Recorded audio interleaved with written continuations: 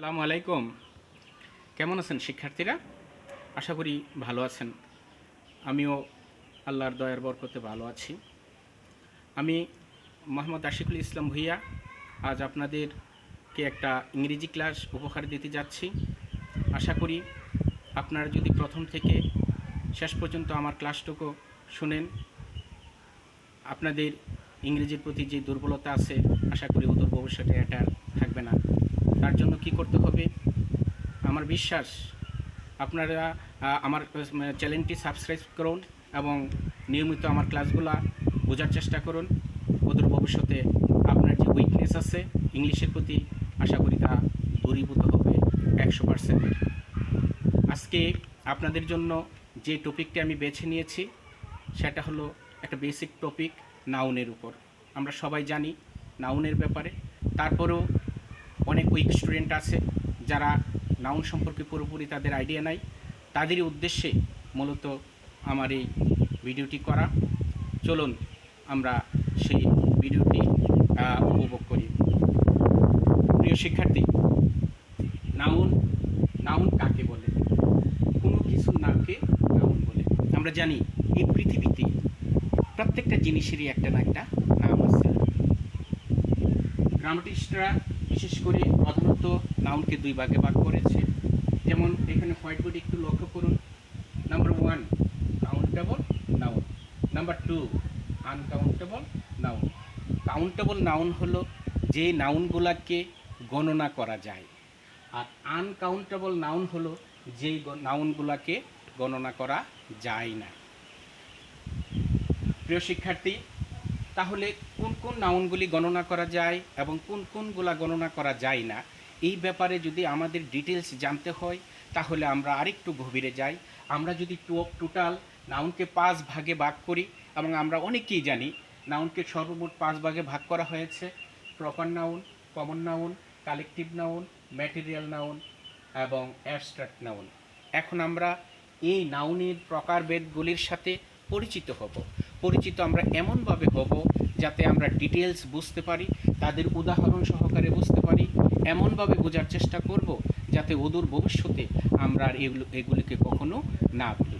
আচ্ছা, এখন আসুন প্রিয় শিক্ষার্থীরা, এই 5 প্রকার নাউনের মধ্যে আমরা প্রপার নাউন, কমন নাউন এবং কালেকটিভ নাউনকে আমরা আইডেন্টিফাই করতে পারি কাউন্টেবল নাউন হিসাবে। একটু খেয়াল করুন, কাউন্টেবল। আর বাকি 4 এবং 5 অর্থাৎ ম্যাটেরিয়াল নাউন এবং অ্যাবস্ট্রাক্ট নাউন, এই দুই প্রকার নাউনকে আমরা কাউন্ট করতে পারি আনকাউন্টেবল নাউন হিসাবে।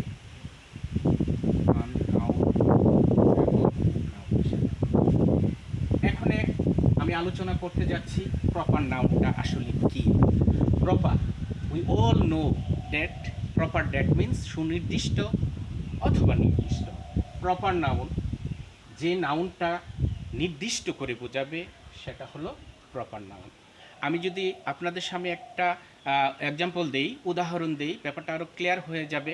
যেমন একটা ক্লাসে কোনো একটি টিচার ক্লাস নিচ্ছেন, ক্লাস নেওয়ার পরে সে যদি বলে, বেশ কতগুলো মেয়ে এখানে আছে, সে যদি বলে নাসিমা তুমি এখানে আসো, অথবা রিনা তুমি এখানে আসো, অনেকজন মেয়ে থেকে কিন্তু সে একজনকে নাম ধরে এখানে ডেকেছে। সুতরাং যদি কারো নাম ধরে ডাকা হয়, নাসিমা, রিনা, পাপিয়া, হ্যাঁ, রহিম, করিম, প্রত্যেকটা হইল প্রপার নাউন। আমরা যদি ছেলে মেয়েদের ক্ষেত্রে বাদও দেই, যেমন বাংলাদেশে অনেক ডিস্ট্রিক্ট আছে, অনেক জেলা আছে, যেমন ঢাকা, সব কয়টা জেলার মধ্যে ঢাকা স্পেসিফিক করে বলা হলো, এই জন্য ঢাকাটা হবে প্রপার নাউন। আমি কি বুঝাইতে পারছি? আসেন তাহলে আমরা এখানে দেখুন, লক্ষ্য করুন, প্রপার নাউনের উদাহরণ দিয়েছি রহিম, ঢাকা, পাপিয়া, রেড ইত্যাদি। এখন number 2 common noun. First the definition of common noun. Common noun হলো এমন একটি নাউন যেটা কোনো এক শ্রেণীর সাধারণ নাম বোঝাবে। যেমন আমি যদি মেনশন করি আপনাদের সামনে, যেমন ছেলে বা বালক, সব ছেলেদের কমন নাম হলো ছেলে বা বালক, অথবা ইংলিশে যদি বলি বয়। সুতরাং সকল শ্রেণীর কমন নাম হলো এই কমন নাউন। একটা সাধারণ নাম হলো কমন নাউন। যেমন সকল ছেলেদের কমন নাম হলো ছেলে, সব মেয়েদের কমন নাম হলো মেয়ে, সব পাখিদের কমন নাম হলো পাখি, সব ফুলের কমন নাম হলো ফুল, সব মাছের কমন নাম হলো মাছ, সব নদীর কমন নাম হলো নদী। সুতরাং এই সব কটাই হলো কমন নাউন। আমি যদি মেনশন করি যেমন পদ্মা, মেঘনা, যমুনা, ব্রহ্মপুত্র, যদি আমি এই নদীগুলির নাম মেনশন করি তখন এটা হয়ে যাবে প্রপার নাউন। আর যদি বলি শুধু নদী বা রিভার তখন হবে এটা কমন নাউন। একইভাবে যেমন সিটি, এখানে আমি কমন নাউনের একটি উদাহরণ এখানে দিয়েছি সিটি। সিটি দ্যাট মিন্স শহর। তো শহর কিন্তু প্রত্যেক শহরেরই কমন নাম হলো শহর, কিন্তু এটা আমরা যদি নাম মেনশন করি ঢাকা, চিটাগাং, কুমিল্লা, রাজশাহী, তখন হয়ে যাবে এটা প্রপার নাউন। আশা করি প্রপার নাউন এবং কমন নাউনের মধ্যে যে পার্থক্যটুকু আপনাদেরকে বোঝানোর চেষ্টা করেছি, আশা করি ইনশাল্লাহ বুঝতে পেরেছেন। যেমন ডগ, ডগ এখানে আমি একটা উদাহরণে লিখেছি ডগ। ডগ অর্থ কুকুর, সব কুকুরের কমন নাম হলো ডগ। আবার এদের মধ্যে লক্ষ্য করলে দেখা যায় যদি কোনো নাম মেনশন করা হয় এটা হয়ে যাবে প্রপার। তাহলে এখানে আমি প্রপার নাউনের একটি উদাহরণ লিখেছি রহিম। রহিম একটা ছেলের নাম, স্পেসিফিক। ঢাকা একটা শহরের নাম, স্পেসিফিক। একইভাবে বয় কোনো একটা শ্রেণীর কমন নাম, এই জন্য এটা কমন নাউন। সিটি সব শহরের কমন নাম সিটি, গার্ল সব মেয়েদের কমন নাম গার্ল, এবং সব কুকুরের কমন নাম হলো ডগ। সুতরাং বয়, সিটি, গার্ল, ডগ সব কটাই হলো কমন নাউন, এবং রহিম, ঢাকা, পাপিয়া, রেড ইত্যাদি সব কিছু হলো প্রপার নাউন। আশা করি এই দুইটি নাউন সম্পর্কে আপনাদের ক্লিয়ার একটু ধারণা দিতে পেরেছি। অ্যান্ড আসুন number 3, collective noun. Collective noun আমরা জানি এটা কোনো এক শ্রেণীর প্রত্যেককে সাধারণভাবে না বোঝায়, এটা সমষ্টিগতভাবে বোঝাবে। যেমন আমি এখানে উদাহরণ লিখেছি army, cattle, team, class. Army সৈন্যদল, এই আর্মি বলতে মানে সকল সৈন্যদলের সকলকে সমষ্টিগতভাবে বোঝায়। ক্যাটল, ক্যাটল আমরা জানি গরুর পাল। আপনারা কি খেয়াল করেছেন বিশেষ করে অনেক এলাকায়, হাওড় এলাকা লক্ষ্য করলে দেখা যায় কোনো একজনের অনেকগুলা গরু একসাথে তোরা হাওড়ে নিয়ে যায়, বিরাট এক খালি জায়গায় নিয়ে ছেড়ে দেয়। তখন একসাথে যখন এই গরুগুলি যায় তখন এদেরকে বলা হয় ক্যাটল, মানে একসাথে তাদেরকে সমষ্টিগতভাবে বুঝিয়েছে, আলাদাভাবে বোঝায় নাই। And then team, team that means দল। কোনো একটা আমরা যদি লক্ষ্য করি বিশেষ করে একটি মাঠে যখন প্লেয়াররা খেলাধুলা করে তখন এ টিম, বি টিম এমন ধরনের কাউন্ট করা হয়। টিম বলতে এই যে কতগুলা খেলোয়াড় আছে তাদেরকে সমষ্টিগতভাবে বোঝাচ্ছে।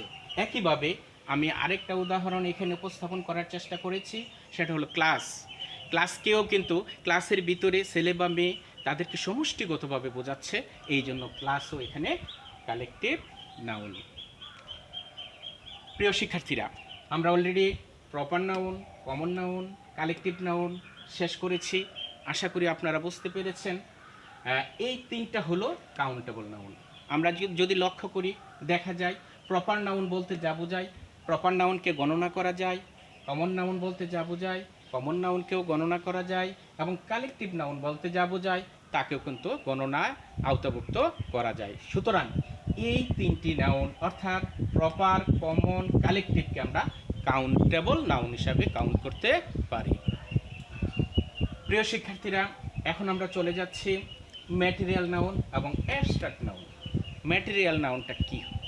ম্যাটেরিয়াল নাউন আসলে একটা সহজ জিনিস। আপনারা যদি একটু খেয়াল করেন, ম্যাটেরিয়াল নাউন হলো যেটাকে গণনা করা যাবে না, শুধু পরিমাপ করা যাবে।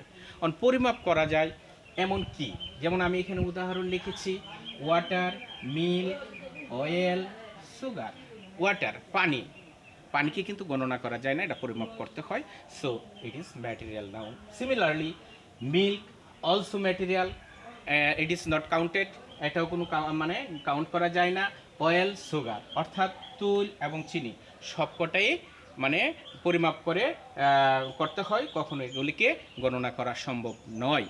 সুতরাং এই ধরনের অনেক উদাহরণ আমরা দিতে পারি যেগুলি ম্যাটেরিয়াল নাউনের অন্তর্ভুক্ত। আসুন প্রিয় শিক্ষার্থীরা, অ্যাবস্ট্রাক্ট নাউনটা আসলে কি অনেকেই মনে করে, এবং আমরাও যখন টিচিং দেই অনেক ছেলেমেয়েরাই অ্যাবস্ট্রাক্ট নাউনটা বুঝতে একটু প্রবলেম হয়। আসলে অ্যাবস্ট্রাক্ট হলো গুণ বোঝাবে, যেটা ধরা ছোঁয়ার বাহিরে, শুধু উপলব্ধির করার ব্যাপার। এটাকে ধরা ছোঁয়া যায় না, শুধু উপলব্ধি দ্বারা বোঝা যায় যে এই জিনিসটা হচ্ছে। যেমন আমি এখানে উদাহরণ লিখেছি লাভ। লাভ আমরা জানি, লাভ শব্দের অর্থ ভালোবাসা। আসলে এটা ধরা ছোঁয়ার বাহিরে, এটা একটা উপলব্ধির ব্যাপার।